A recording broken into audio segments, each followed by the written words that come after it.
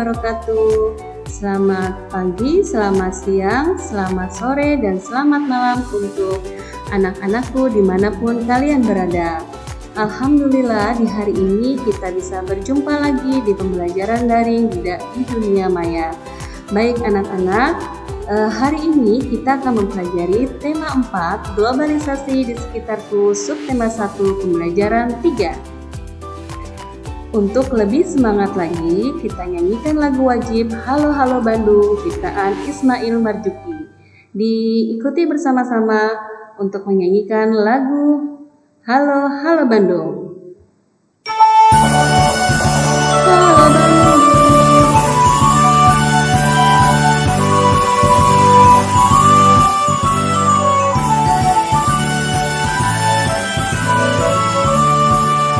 Halo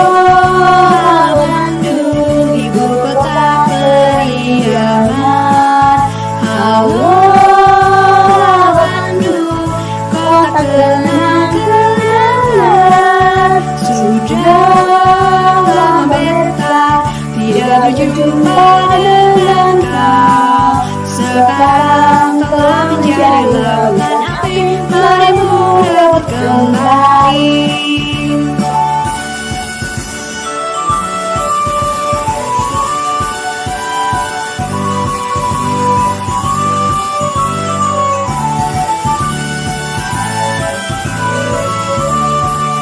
Halo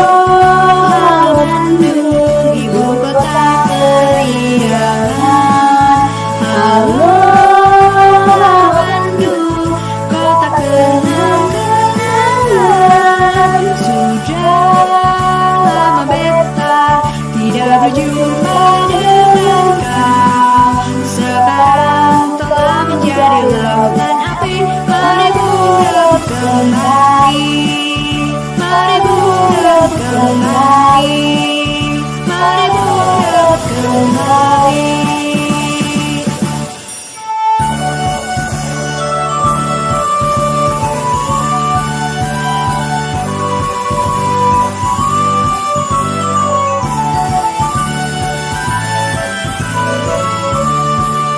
Halo Bandung, ibu kota periangan.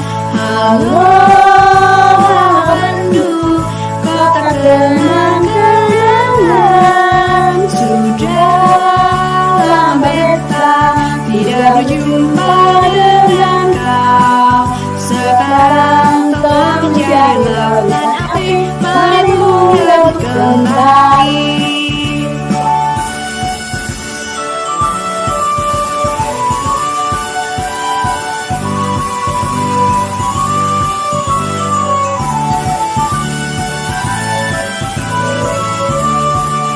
Halo Bandung, ibu kota periangan. Halo Bandung, kota kenang-kenangan. Sudah lama beta tidak berjumpa dengan kau. Sekarang telah menjadi lautan api, mari bulat kembali. Mari bulat kembali. Mari bulat kembali. Iya, bagaimana? Sudah semangat dengan lagu wajib yang tadi kita nyanyikan bersama-sama? Mudah-mudahan bisa membuat kita lebih semangat lagi, lebih cinta lagi terhadap negara kita, negara Indonesia. Ya, karena lagu ini mengingatkan kita bagaimana perjuangan pahlawan kita dalam mempertahankan kemerdekaannya. Baik anak-anak, sekarang kita masuk ke materi kita. Tapi sebelumnya Ibu akan menjelaskan tujuan pembelajaran kita hari ini, yaitu melalui kegiatan mengamati video dan membaca teks dengan media PowerPoint, kita dapat menganalisa teks eksplanasi menggunakan kalimat efektif dan kosakata baku dengan tepat. Kedua, melalui kegiatan mengamati video, kita dapat menyampaikan informasi penting melalui ilustrasi gambar dari berita yang disampaikan dengan tepat. Tujuan pembelajaran berikutnya, melalui kegiatan mengamati video, siswa kita dapat menganalisis cara menyalurkan energi listrik dengan benar. Kemudian tujuan pembelajaran terakhir, dengan mengamati video kita dapat melaporkan hasil cara menyalurkan energi listrik dari sumber energi listrik dengan benar.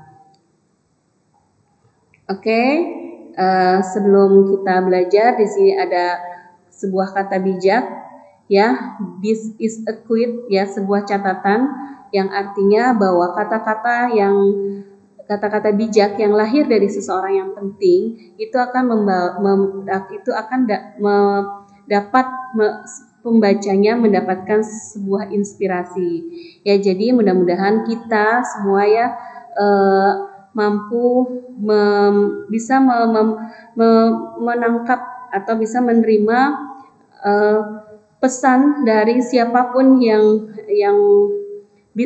biasa menyampaikan, apalagi itu orang yang penting, bisa lewat buku bacaan, bisa lewat berita yang kita baca, atau dari video yang kita saksikan ketika mereka mengatakan sesuatu yang cukup bijaksana, kata-kata yang baik, atau kata-kata yang kata-kata motivasi, membuat kita bisa mendapatkan sebuah inspirasi, ya. Oke, sekarang next, look at the picture. Nah, di sini ada layar, ya, ada layar gambar pada layar kalian. Apa yang ada di dalam pikiran kalian? Ya, betul. Di sini ada berita daerah yang terdampak pemadaman listrik. Di sebuah daerah ya mengalami pemadaman atau mati lampu mulai jam 9 sampai jam 2 siang. Nah, pernahkah kalian merasakan atau kalian mengalami ketika kalian di rumah tiba-tiba mati lampu? Bagaimana rasanya? Nyaman tidak? Ya, pastinya tidak nyaman karena kita bisa kegerahan karena tidak bisa menyalakan AC, tidak bisa menyalakan kipas angin, kita tidak bisa menonton TV, bahkan kita tidak bisa berkomunikasi karena handphone kita lowbat, kemudian kita tidak bisa ngecas, ya, sangat mengganggu sekali ketika ada pemadaman mati lampu. Nah, bagaimana sih kenapa harus ada mati lampu? Kenapa bisa mati lampu? Nah, hari ini kita akan membahas permasalahan penyebab mati lampu. Oke, kita bahas paragraf berikut ini. Listrik memiliki peran penting di era globalisasi. Globalisasi terjadi karena perkembangan teknologi di berbagai bidang yang didukung oleh peran listrik sebagai sumber energi di dalamnya. Kehidupan warga dunia saat ini menjadi sangat dekat dengan listrik. Listrik menjadi bagian kehidupan dalam keseharian yang tidak terpisahkan. Sehingga saat arus listrik di rumah mendadak terputus, biasa kita sebut sebagai mati lampu. Kejadian tersebut menjadi hal yang cukup mengganggu. Oke, di paragraf berikutnya, di paragraf kedua, faktor apakah yang menyebabkan hal tersebut terjadi? Perusahaan listrik negara atau PLN sebagai perusahaan negara yang mengurus bidang kelistrikan sesungguhnya juga tidak menyukai kejadian mati lampu, apalagi padam dalam waktu yang cukup lama. Karena hal tersebut akan sangat mengganggu berjalannya proses pembangkit transmisi distribusi energi listrik. Faktor-faktor penyebab mati lampu antara lain adalah ketidaksiapan pembangkit dan gangguan transmisi atau gangguan distribusi. Gangguan transmisi atau gangguan distribusi dapat dipengaruhi oleh dua faktor. Faktor yang berpengaruh dapat terjadi dari luar dan dari dalam. Faktor luar yaitu gangguan alam seperti petir, pohon, dan hewan yang menyentuh jaringan, atau galian yang menyebabkan kabel tanah rusak. Sedangkan faktor dalam terjadi pada gangguan komponen dan peralatan yang terpasang pada jaringan.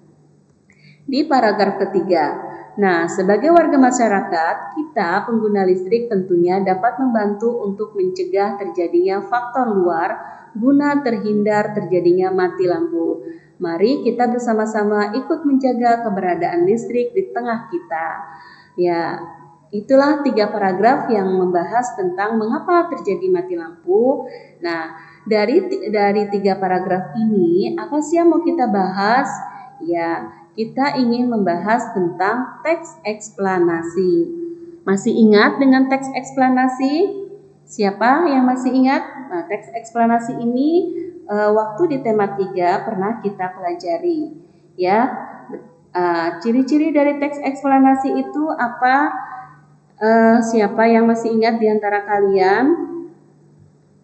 Ya, teks eksplanasi salah satunya adalah berdasarkan fakta. Ya, berdasarkan fakta. Jadi teks eksplanasi itu isinya itu sesuai dengan realita yang ada. Ya, sesuai dengan realita yang ada. Misalnya tentang gejala alam, ya, tentang banjir, tentang gempa bumi. Nah, terus apalagi tentang misalnya pasang surut air laut gitu dan sebagainya, termasuk tadi berita tentang mati lampu. Nah, itu adalah fakta. Nah, pengertian dari teks eksplanasi sendiri yaitu teks yang dibuat untuk menjelaskan proses terjadinya suatu peristiwa atau fenomena, baik fenomena alam maupun fenomena sosial secara ilmiah. Ya, jadi teks ini berisi penjelasan ya dari suatu peristiwa dan fenomena alam. Nah, ciri-cirinya tadi sudah ya berupa fakta. Terus ciri yang kedua berisi sebab akibat suatu fenomena alam dan sosial. Jadi dijelaskan di dalam berita tersebut atau dalam informasi tersebut dijelaskan mengapa bisa terjadi. Nah, itu adalah salah satu ciri dari teks eksplanasi. Ciri-ciri yang berikutnya yaitu berkaitan dengan ilmu pengetahuan. Nah, yang terakhir bersifat informatif tanpa bertujuan untuk mempengaruhi pembaca. Jadi hanya menyampaikan informasi tanpa mempengaruhi pembaca. Nah, di dalam teks eksplanasi ada beberapa bagian. Di sini yang pertama yang ada di layar kalian yaitu topik masalah. Ya, atau pernyataan umum atau bisa juga permasalahan umum yang akan dibahas. Nah, biasanya di topik masalah ini ada di paragraf pertama. Ya, di paragraf pertama menjelaskan dulu masalah umum yang akan dibahas. Nah, di paragraf yang kedua biasanya sudah masuk penjelasan, yaitu disebut dengan deret penjelas. Di paragraf kedua ini biasanya dijelaskan faktor penyebabnya, ya, faktor terjadinya sebuah fenomena alam. Nah, di deret penjelas ini dijelaskan. Ya, biasanya ada di paragraf kedua, di paragraf ketiga tergantung penjelasan yang disampaikan. Dan di bagian teks eksplanasi berikutnya yaitu ada yang namanya interpretasi atau penutup yang isinya berupa kesimpulan atau pesan yang disampaikan oleh si penulis. Ya, jadi di dalam paragraf terakhir ya biasanya kalau di situ ada 3 paragraf, berarti di paragraf yang ketiga itu merupakan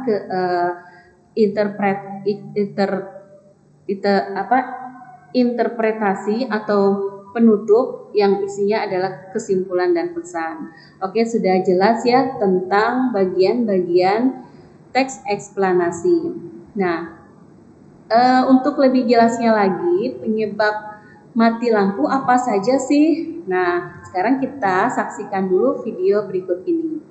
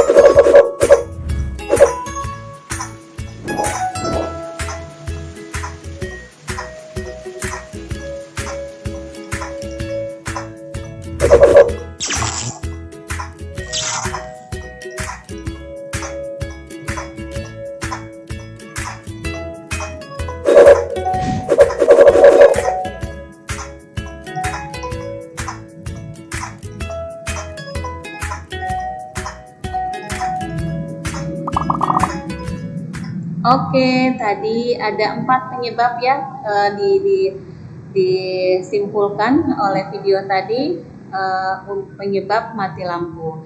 Ada dari faktor luar maupun faktor dalam yang dijelaskan dari video tersebut.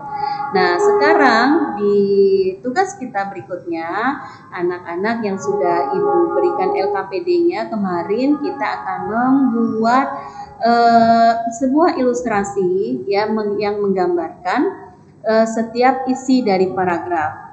Nah, di sini ada 4 kotak. Ibu ingin menjelaskan tugas LKPD pertama kalian yang sudah dibagikan melalui GCR.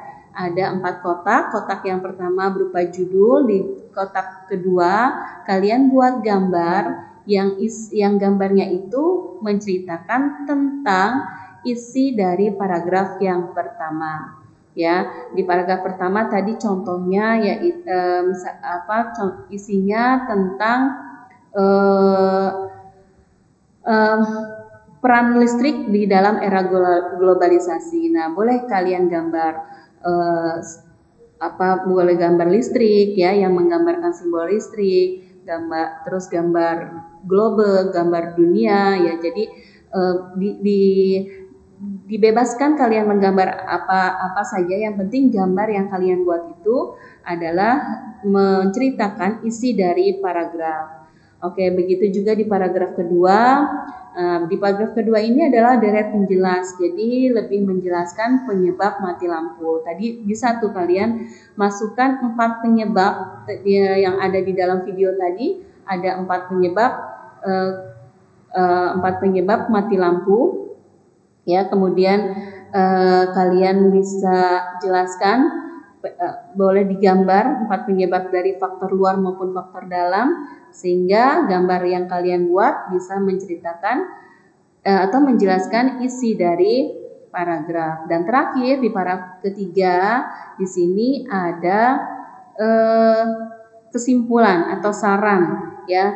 Di paragraf yang ketiga tadi ada kesimpulan, saran yang bisa kalian gambarkan ya, gambarkan, ilustrasikan dengan gambar apa saja menurut kalian. Yang penting gambar yang kalian buat bisa menjelaskan isi dari paragraf. Oke, baik anak-anak, itu tugas LKPD yang pertama yang Ibu berikan kepada kalian. Nah, sebelum kalian mengerjakan, apakah sudah bisa dipahami ya? Mudah-mudahan tentang teks eksplanasi tadi sudah bisa dipahami. 3 paragraf yang tadi kita baca merupakan teks eksplanasi karena sudah sesuai dengan ciri-ciri dari teks eksplanasi. Baik, lanjut kita ke materi berikutnya. Tapi sebelumnya, biar kalian tidak jenuh, biar kalian happy belajarnya, karena kalau kita belajar happy, materi sesulit apapun pasti akan mudah kalian terima. Nah, sekarang kita ice breaking dulu sambil kalian melatih konsentrasi. Kalian bisa ikuti gaya yang ada di layar. Yuk! Setiap saat, setiap waktu, keringat basahi tubuh. Ini saat yang ku tunggu. Hari ini ku buktikan, ku yakin aku kan menang. Hari ini kan dikenang, semua doaku panjatkan, sejarahku persembahkan. Terus fokus, satu titik, hanya itu, titik itu. Tetap fokus, kita kejar, lampaui batas. Terus fokus, satu titik, hanya itu, titik itu. Tetap fokus, kita kejar, dan raih bintang.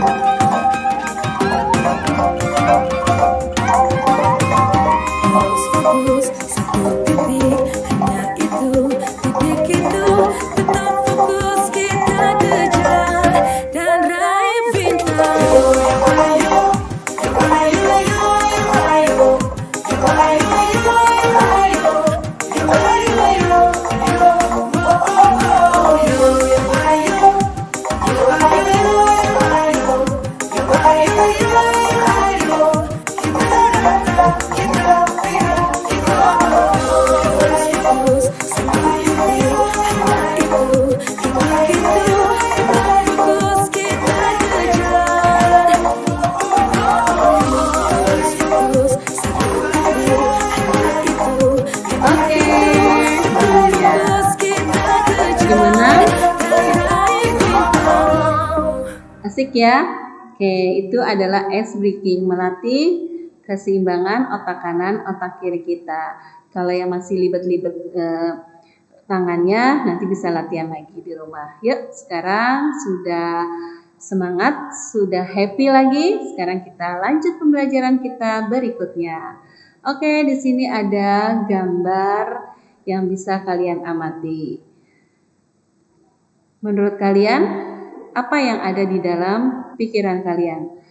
Mau menjelaskan apa ya gambar ini? Ya, oke, betul sekali. Di sini ada pembangkit listrik, terus ada saluran transmisi, ada rumah. Nah, ya, di sini kita mau pelajari bagaimana perjalanan arus listrik sampai ke rumah kita. Ya, kita tahu bahwa pembangkit listrik kemarin di pertemuan pertama kita sudah belajar pembangkit listrik, yaitu tentang mikrohidro salah satunya, dan sebenarnya banyak sekali pembangkit listrik yang bisa menghasilkan listrik. Diantaranya selain kemarin kita pembangkit listrik tenaga air, kita kenal dengan adanya PLTP, yaitu pembangkit listrik tenaga panas bumi. Terus ada PLTS, pembangkit listrik tenaga surya. Ada PLTB, pembangkit listrik tenaga bayu. Ada PLTN, pembangkit listrik tenaga nuklir. Dan ada PLTU, pembangkit listrik tenaga uap. Nah, ini adalah jenis-jenis pembangkit listrik yang digunakan berdasarkan energi yang diperoleh. Kayak contoh misalnya PLTA, kenapa dinamakan pembangkit listrik tenaga air? Karena memanfaatkan energi air yang dapat menghasilkan energi listrik. Oke, anak-anak, itu sekilas tentang jenis-jenis pembangkit listrik. Kemudian bagaimana ya agar listrik itu bisa sampai ke rumah kita? Yuk sekarang kita amati lagi.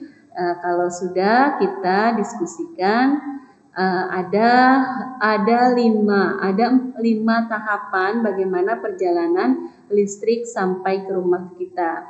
Apa saja ya tahapan-tahapannya? Yuk kita diskusikan.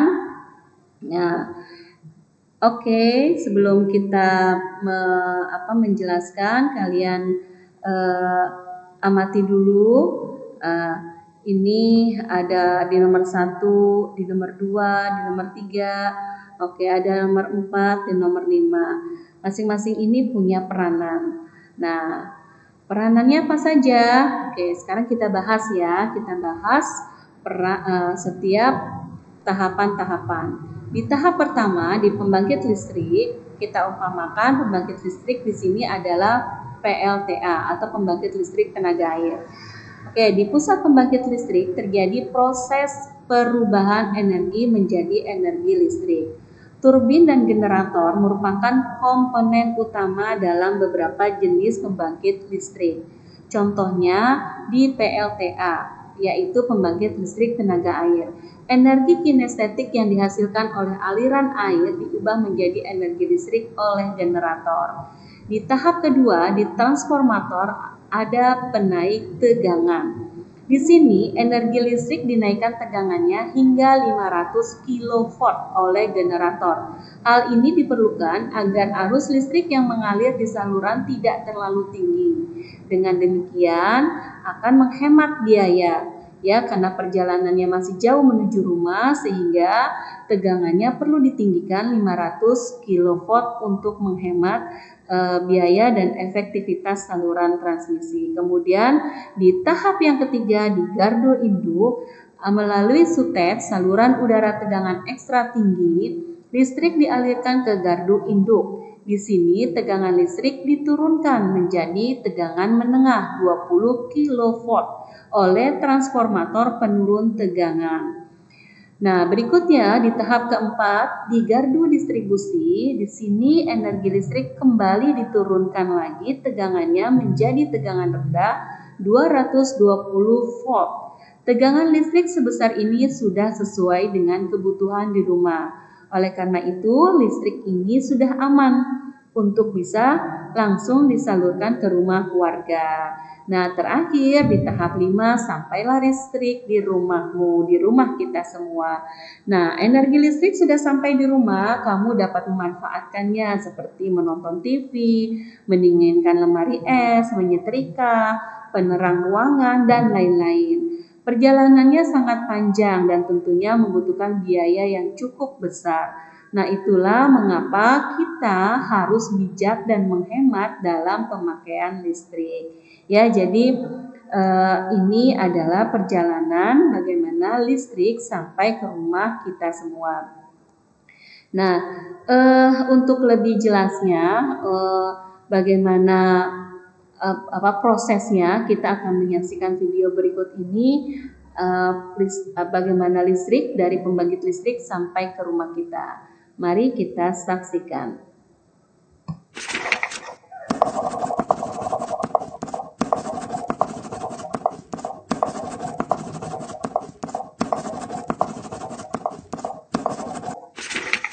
Oke, assalamualaikum warahmatullahi wabarakatuh. Jumpa lagi di channel ngelistrik.com. Jadi teman-teman, pada video kali ini saya akan coba menjelaskan bagaimana listrik bisa sampai ke rumah kita. Seperti yang kita ketahui bahwa keseharian kita tidak akan pernah terlepas dari yang namanya listrik. Mulai dari menonton TV, mencuci pakaian di mesin cuci, bermain game bersama kawan-kawan, atau hanya sekedar mencas handphone. Nah, pernah gak sih teman-teman iseng-iseng bertanya, apa jadinya jika dunia tanpa listrik? Jika dunia tanpa listrik, maka semuanya akan sangat gelap sekali, terutama pada malam hari. Dan kita tidak akan pernah nikmati peralatan-peralatan elektronik yang ada di rumah kita. Karena energi listrik begitu penting bagi kehidupan, maka tidak ada salahnya jika kita mencari tahu dari mana asalnya listrik yang kita nikmati ini. Dan semuanya berawal dari pembangkit listrik yang mengubah energi lain menjadi energi listrik. Contohnya ada PLTA atau pembangkit listrik tenaga air yang mengubah energi air menjadi listrik. Kemudian ada PLTD atau pembangkit listrik tenaga diesel yang memanfaatkan mesin diesel menjadi listrik. Lalu ada PLTU, pembangkit listrik tenaga uap yang mengubah energi uap menjadi listrik. Nah, dari pembangkit listrik ini dihasilkan tegangan 6-24 kV yang nantinya akan disalurkan ke gardu tegangan ekstra tinggi atau gardu TET. Di gardu ini terdapat trafo step up yang berfungsi untuk menaikkan tegangan menjadi 500 kV atau tegangan ekstra tinggi. Alasan menaikkan tegangan menjadi ekstra tinggi ini agar listrik yang melewati perjalanan yang sangat jauh sekali bisa menurunkan rugi-rugi daya akibat perjalanan jauh tersebut. Dengan menaikkan tegangan listrik ini, maka arus menjadi turun dan juga nantinya kabel atau kawat penghantar pun menjadi lebih kecil sehingga bisa menjadi penghematan secara ekonomi. Selain itu, tegangan 500 kV ini akan masuk ke gardu tegangan tinggi yang di sana juga terdapat trafo step down. Di trafo step down ini tegangan diturunkan menjadi 150 kV. Alasan penurunan tegangan dikarenakan memang jarak sudah tidak terlalu jauh dan sudah banyak rumah-rumah penduduk sehingga memang tegangan perlu diturunkan agar menjadi lebih aman. Kemudian tegangan 150 kV ini masuk ke gardu induk untuk diturunkan lagi oleh trafo step down menjadi tegangan 20 kV atau tegangan TM. Nah, tegangan 20 kV ini nantinya akan disalurkan ke pelanggan TM atau pelanggan tegangan menengah seperti pabrik-pabrik industri.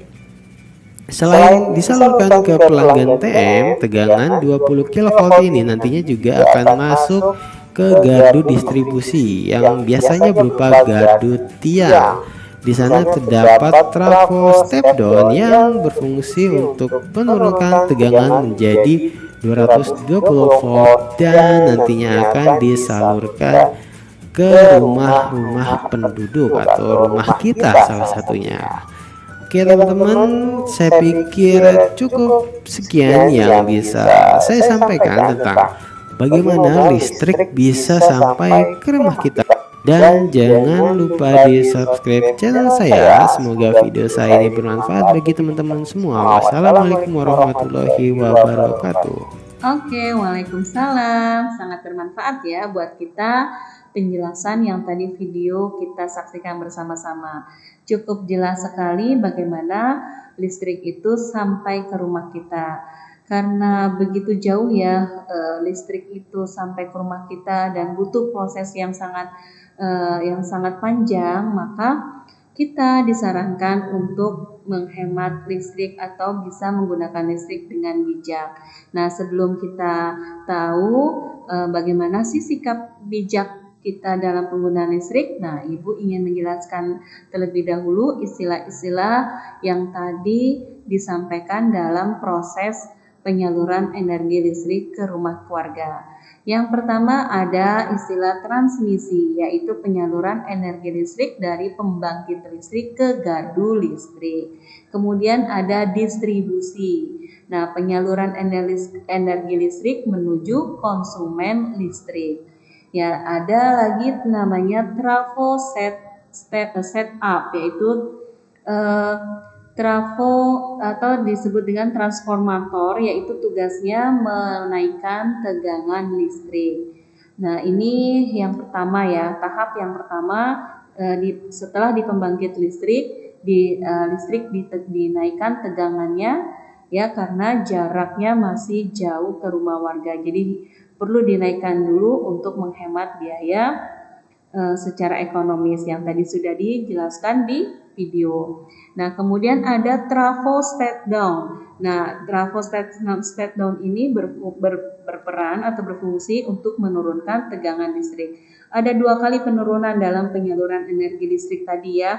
Yang pertama tadi di 150 kW, kemudian sampai ke 20 kW ya, sampai ke rumah warga untuk disesuaikan kebutuhan warga. Oke, itu adalah istilah-istilah kata penting yang muncul untuk penyaluran energi listrik sampai ke rumah kita. Nah, kesimpulan dan refleksi. Sebelum kita masuk kesimpulan refleksi, Ibu ingin mengingatkan kembali bagaimana sikap bijak kita dalam menggunakan listrik. Ya, tentunya kita sebagai warga Indonesia harus bisa menjaga fasilitas yang diberikan oleh negara, ya apalagi ini listrik yang sangat penting dalam kehidupan kita, yang sangat dibutuhkan oleh manusia. Kita tadi di video sudah dijelaskan, bayangkan kalau seandainya listrik itu tidak ada, kita kembali ke zaman peradaban zaman dulu di mana kita harus menggunakan obor di malam hari ya. Dunia menjadi sunyi senyap karena tidak bisa mendengarkan apa-apa ya. Terus kita kesulitan dalam bersilaturahmi, dalam berkomunikasi karena semuanya menggunakan listrik untuk bisa kita melakukan segala aktivitas kita sehari-hari. Nah, agar listrik selalu terjaga, kita harus menghemat listrik. Bagaimana cara menghemat listrik? Yaitu 1, menggunakan peralatan listrik secara bijak. Maksudnya secara bijak adalah kita menggunakan listrik sesuai dengan kebutuhan kita. Kalau lampu sudah tidak kita gunakan lagi, sebaiknya kita matikan. Ya, apalagi listrik ketika di malam hari itu makin tinggi tegangannya karena di saat malam hari semua orang pasti menyalakan lampu. Nah, oleh sebab itu kita harus menghemat. Sebaiknya ketika kita tidur kita tidak usah menyalakan lampu. Boleh menggunakan lampu tapi hanya lampu yang kecil wattnya sehingga dapat menghemat listrik. Ya, terus yang kedua, menggunakan peralatan listrik hemat energi. Contohnya menggunakan lampu LED. Ketiga, matikan alat-alat listrik setelah selesai digunakan. Kemudian menggunakan peralatan listrik secara bergantian. Ya, terus yang kelima, menutup rapat pintu kulkas ya. Jadi kalau kita menutup pintu kulkas itu kadang kita kan buru-buru, pintu kulkasnya agak renggang. Nah, itu akan memakan daya watt yang sangat tinggi. Karena apa? Karena ada udara luar yang panas sehingga mesin dari kulkas itu akan naik dan akan meninggikan tegangan listrik. Oke, jadi kita harus pastikan dulu ketika kita ingin membuka pintu kulkas, ketika kita ingin menutup kembali, kita pastikan dulu sudah rapat apa belum. Dan yang keenam di sini mengisi kulkas secara optimal. Jadi jangan sebentar buka gitu. Itu juga akan melebihkan tegangan listrik. Kemudian menggunakan AC jika udara terasa panas saja ya. Jadi kalau udaranya lagi hujan, musim hujan, dingin, kita tidak perlulah menggunakan AC ya. Itu salah satu menghemat listrik. Kemudian menyetrika pakaian dalam jumlah banyak sekaligus. Jangan hanya mau nyetrika kerudung atau menyetrika baju satu, kita nyalakan setrikaan. Nah, itu sangat pemborosan listrik. Kemudian ada mengisi baterai gawai telepon seluler, lepaskan alat pengisi baterai dari stop kontak. Nah, biasanya nih kita kalau udah penuh lupa deh tuh ya, stop kontaknya tidak kita tidak cabut sehingga dibiarkan menyala. Nah, itu listrik terus menyala, makanya kita hati-hati. Jangan sampai listrik itu membahayakan orang lain. Dan berikutnya memaksimalkan penerangan ruangan dengan cahaya matahari dengan cara membuka jendela. Ya, jadi rumah yang baik itu kan rumah yang banyak jendelanya ya, selain bisa sirkulasi udara, bisa kita memanfaatkan sinar matahari untuk penerangan. Jadi meskipun siang hari kita tidak perlu menggunakan listrik ya, tidak perlu menggunakan lampu karena sudah diterangi sinar matahari yang lewat dari jendela. Kemudian menggunakan peralatan elektronik dengan daya watt yang rendah atau yang kecil. Kalau kita ingin membeli barang elektronik, kita perhatikan berapa watt sih yang harus digunakan, jangan sampai melebihi daya listrik di luar daya listrik yang ada di dalam rumah kita. Kemudian membatasi waktu penggunaan listrik. Ya, misalnya listrik harus mati di rumah kita pukul 9. Nah, semua harus dimatikan kecuali lampu-lampu yang memang penting untuk dinyalakan seperti lampu teras ya. Nah, kalau untuk lampu ruangan tidur ya itu tidak perlu kita nyalakan. Ruangan kamar tidak perlu kita nyalakan, hanya cukup menyalakan lampu tidur saja. Nah, itu adalah cara-cara bagaimana kita menghemat listrik. Baik anak-anak, kita mau merefleksi dan memberikan kesimpulan terlebih dahulu ya tentang pembelajaran kita hari ini. Ya, tadi kita sudah belajar tentang penyebab listrik itu ada dua, yaitu faktor luar dan faktor dalam. Faktor luar itu ada faktor alam, faktor dalam itu merupakan komponen dan jaringan listrik. Kemudian ada komponen-komponen penting dalam penyaluran energi listrik. Satu, sistem transmisi penyaluran energi listrik dari pembangkit listrik ya ke sistem distribusi. Kemudian ada sistem distribusi penyaluran energi listrik ke rumah warga.